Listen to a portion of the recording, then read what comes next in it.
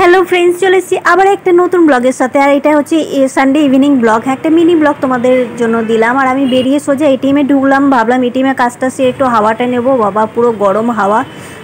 তো ওখান থেকে বেরিয়ে আমি সোজা আবার বাসে উঠবো। আর সামনেই সাউথ সিটি মল, তোমাদের একবার সাউথ সিটি মলটা দেখিয়ে দিচ্ছি। আর বাসে উঠে সাউথ সিটি মলের সামনেটা একবার জুম করে দেখাবো, কারণ আমার জুম করে দেখাতে বেশ ভালো লাগে। সামনে যে ফুলের তোড়াগুলো ঝুলে থাকে সেগুলো দুর্ধর্ষ লাগে। আর রাত্রে লাইট যখন জ্বালাই তখন এত ভালো লাগে যে কী বলবো। আর সামনে সাউথ সিটি মল, সামনে সাউথ সিটি বিল্ডিং, সব তোমাদের এগুলো একবার করে দেখিয়ে দিচ্ছি। আর আমি এখান থেকে সোজা চলে যাব গড়িয়াহাট। গড়িয়াহাটে আমার কিছু কেনাকাটা আছে। গড়িয়াহাট থেকে আমি বালিগঞ্জ মার্কেটের দিকে যাব, কিছু সবজি নেব। আর তার সাথে তোমাদের সবজির কিছু প্রাইস আর আলুর রেটটা আমি সবচেয়ে বেশি তোমাদের হাইলাইট করব। আর আলু এত দাম এখানে যে তোমাদের কি বলবো। আমি যেখানে থাকি সেখানে আলু চলছে এখন 32 টাকা, কোথাও 35 টাকা কোনো দোকানে। আর এখানে আলু 30 টাকা 28 টাকা। চলো তোমাদের একবার রেটটা আমি শুনিয়ে দিই। ফার্স্টেই দেখো টমেটো রেট এখানে কত চলছে, তারপর আলু রেটটা শুনবে।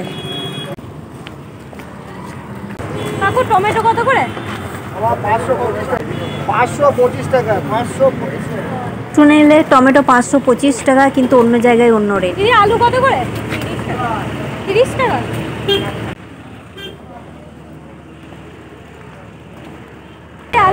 আলু কত করে? 30।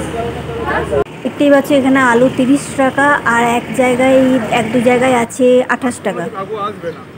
15 টাকা, 15 টাকা, 30 টাকা, 10 টাকা, 40 টাকা। এইটুকু সবজি নিলাম 40 টাকায়। কি আর বলবো, এত রেট।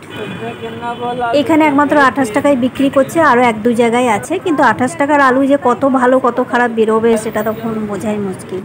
আলু 28 বললে না? তো বেছে বেছে আলুগুলো নিতে হচ্ছে। সব আলু এরকম, যেগুলো দাম দিয়ে বিক্রি করছে 30, 32, 35, সেগুলোও এরকমই। শুধু দামের হেরফের আর কিচ্ছু নেই, আলু সব এক। তো এখানে 1 কেজি আলু আমি নিয়ে নিলাম।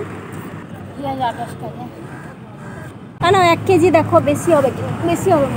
এই আলুগুলোই অন্য জায়গায় আবার 30, 32, 35 করে বিক্রি করছে। তো এইরকমই কলকাতার সবজি মার্কেট অল টাইমই বেশি থাকে। তো এখান থেকে আমি সবজি নিয়ে আলু নিয়ে, হ্যাঁ আর একটা থোড় নিয়েছি, যেটা আমি ভিডিও করতে ভুলে গেছি, কারণ এক হাতে ব্যাগ মানে, আর কাঁধে ব্যাগ হাতে ব্যাগ, তো আমি ফোনটা কী করে ধরবো। আর ওখান থেকে সোজা চলে এলাম দেখো এই দোকানে। আর এখানে আমার কিছু কেনাকাটা আছে। প্রথমত পয়লা বৈশাখে আমি বাড়ি ছিলাম না, তো পুচকুটার জন্য কোনো জামা নিয়ে যেতে পারিনি, যেহেতু আমি বাড়িতে ছিলাম না। তো এবার আমি জামা ওর জন্য দেখছিলাম। আর হ্যাঁ, সুতির জামা খুব ভালো ভালো থাকে। তা আমি বাটিক প্রিন্টের জামাগুলো দেখছিলাম, খুব সুন্দর লাগে। এই বাটিক প্রিন্টের জামা বাচ্চারা পরুক বা বড়রা পরুক, সবটাই কিন্তু খুব কমফোর্টেবল, মানে এই গরমে না দারুণ লাগে, খুব আরাম হয়। তো আমি বাটিক প্রিন্টের জামা দেখছিলাম, বেশ ভালো লাগছিল দেখতে। তো পুচকুটার জন্য আমি জামা নিলাম। আর ওখান থেকে আমি জামা নিয়ে সোজা চলে গেলাম একদম গড়িয়াহাটে, যে জায়গাটার সাথে তোমরা আগেও পরিচিত। হ্যাঁ, এখানে একটু আড্ডা মারবো, বসে গল্প করবো, আর এখান থেকে আমি সোজা রুমে চলে যাব। তো আজকের এই ছোট্ট একটা মিনি ব্লগ তোমাদের সাথে শেয়ার করলাম। আজকে রবিবার, যেহেতু ছুটির দিন ছিল, আমার এই কাজগুলোও হয়ে গেল, আর আড্ডাও মারা হয়ে গেল, ঘোরাও হয়ে গেল। কারণ বাইরে বেশ আরাম লাগছে, কিন্তু রুমে থাকা যাচ্ছে না, এত গরম যে গরমে শরীর খারাপ হয়ে যাচ্ছে। অলরেডি আমি লাস্টের ব্লগে তোমাদের সাথে শেয়ার করেছি যে আমার শরীর প্রচণ্ড খারাপ, সবে জ্বর আর সর্দি থেকে আমি উঠলাম, এখনও শরীরটা খারাপই আছে। কিন্তু কিছু করার নেই, তোমরাও গরমে অনেক কষ্ট পাচ্ছ বুঝতে পারছি।